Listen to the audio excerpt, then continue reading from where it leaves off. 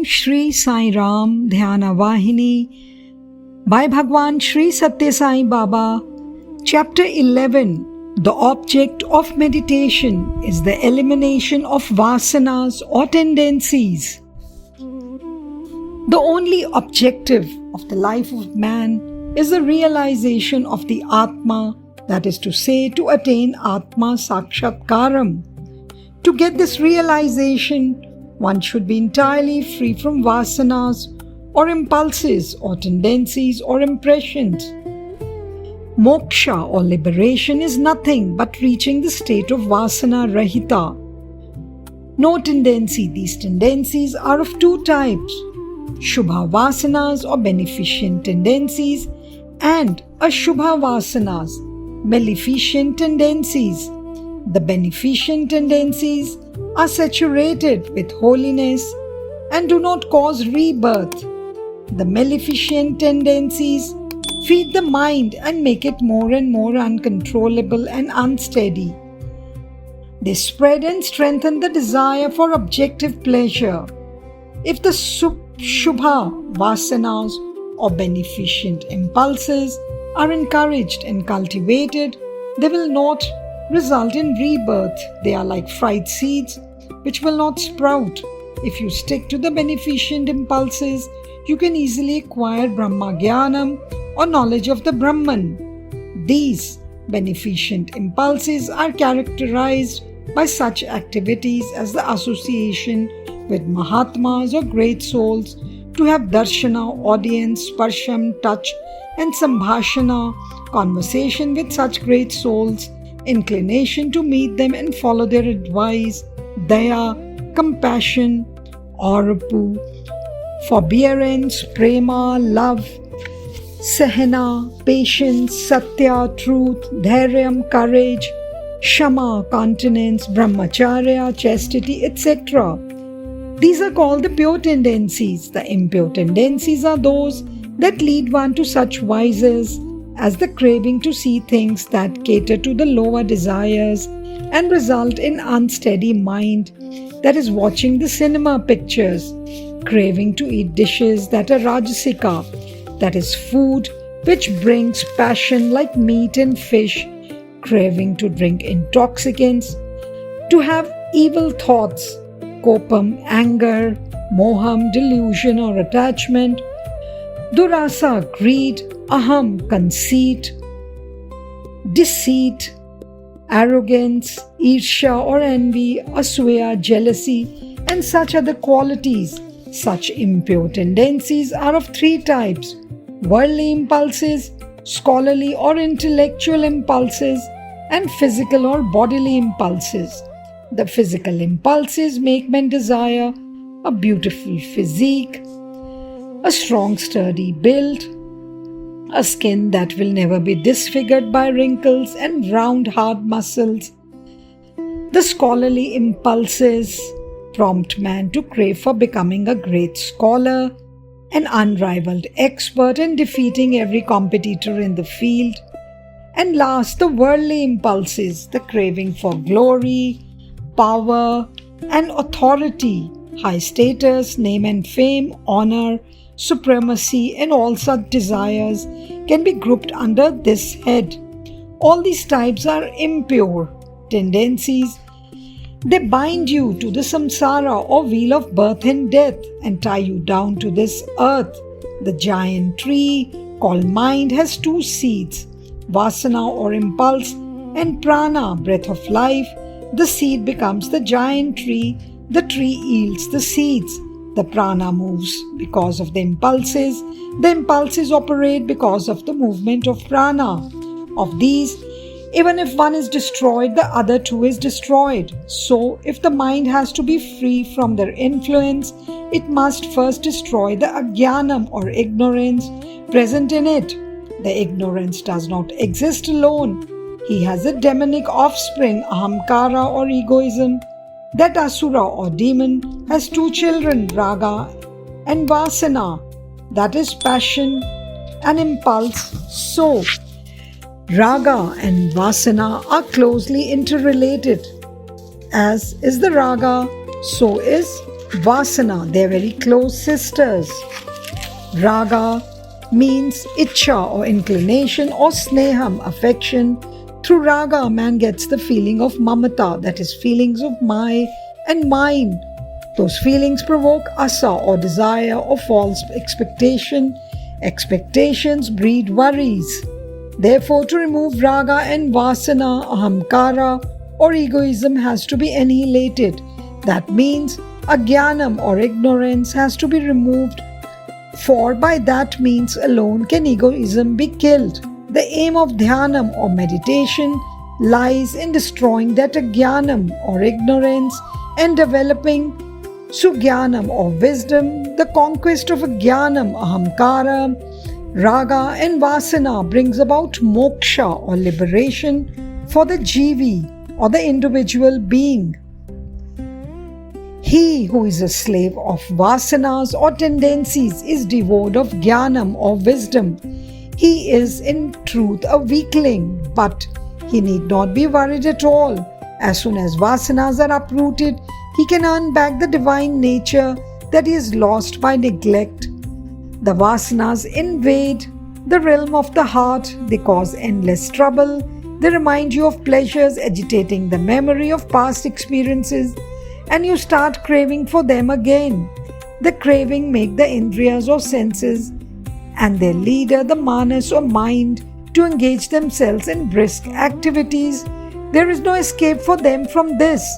So, man attempts to acquire the things he craves for and to enjoy them. All this takes place subtly and in the twinkling of an eye.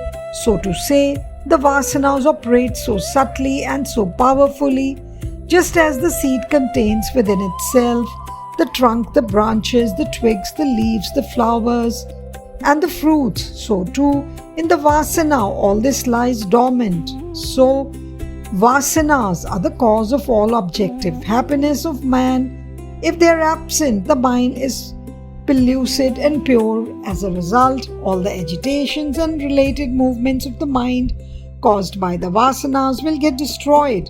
Vasanas are the greatest enemies in the path of truth, of Atma, and of Amartvam or immortality. A mind full of impure vasanas will succumb to bondages, whereas a mind free from vasanas is transmuted and is no longer a mind. Prakriti or nature itself is the world of vasanas.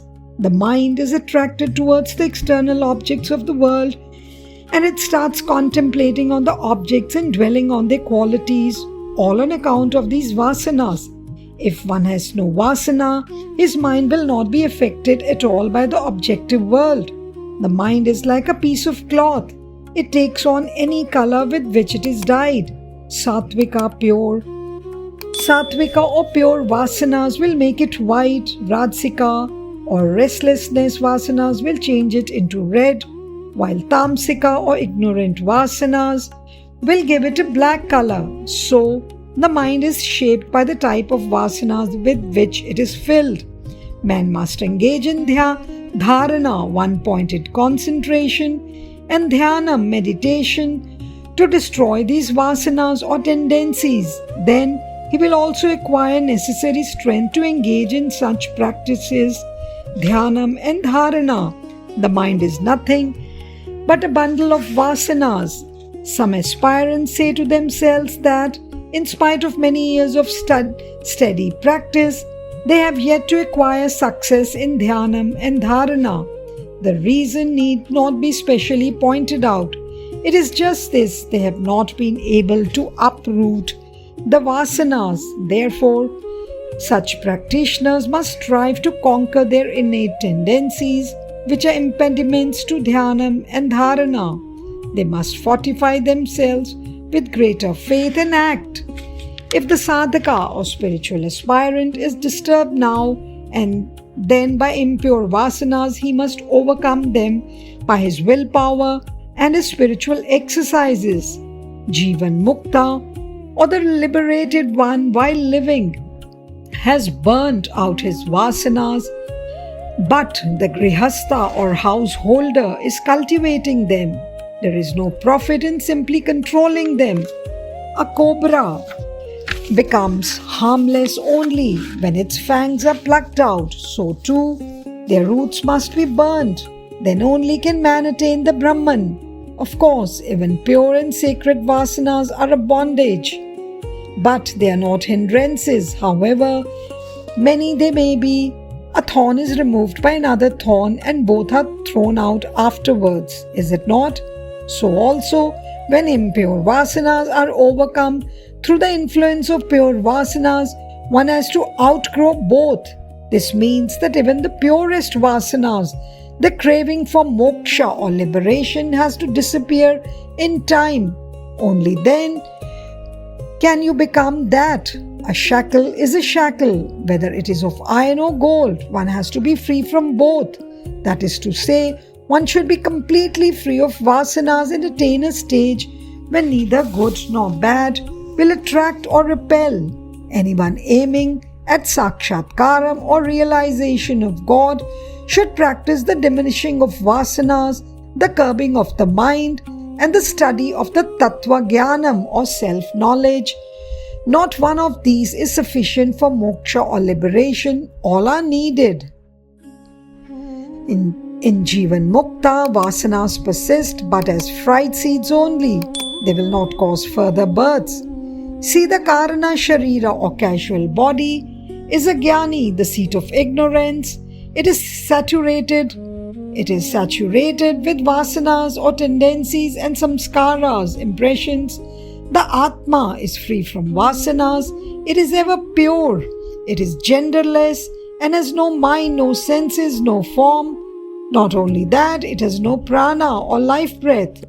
Even so, it cannot be said to be alive or dead. Contemplation on such an Atma, how can it be anything other than pure? How can light and darkness coexist? Similarly, how can purity and impurity coexist? By annihilating vasanas and by calming and tuning the mind, fix your focus on the Lord, who is Satchit Ananda, existence, conscious and bliss. Of all the workshops in the world, the workshop of the body is most wonderful because it is the tabernacle of the Lord. In such a factory, the vasanas are sublimated into korika or desires. The impurities are weeded out, beneficent desires are shaped, and good thoughts are brought about. Gradually, a highly invaluable product called the Brahma Jnanam or knowledge of Brahman is formed, just like the butter is formed by the process of churning the curd. So, vasanas have to be uprooted first, though this is a difficult task. Mountains can be swept away sooner than these deep-rooted vasanas, but do not lose your heart. With willpower and zest, supported by faith, vasanas can be overcome in a short time. Only do not give up your determination and faith, whatever the loss, hardship, or obstacle. Remember that the vasanas overpower your mind and keep you down as their slave. Intoxicants such as opium and brandy enslave you and hold you in their full grip only for some time, but the power of vasanas can grip you for many births. The aim of meditation is to eliminate these strong vasanas. Jai Sai Ram. साईश्वराय विद्महे सत्यदेवाय धीमहि तन्नः सर्वप्रचोदयात्। ॐ साईश्वराय विद्महे सत्यदेवाय धीमहि तन्नः सर्वप्रचोदयात्। ॐ साईश्वराय विद्महे सत्यदेवाय धीमहि तन्नः सर्वप्रचोदयात्। ॐ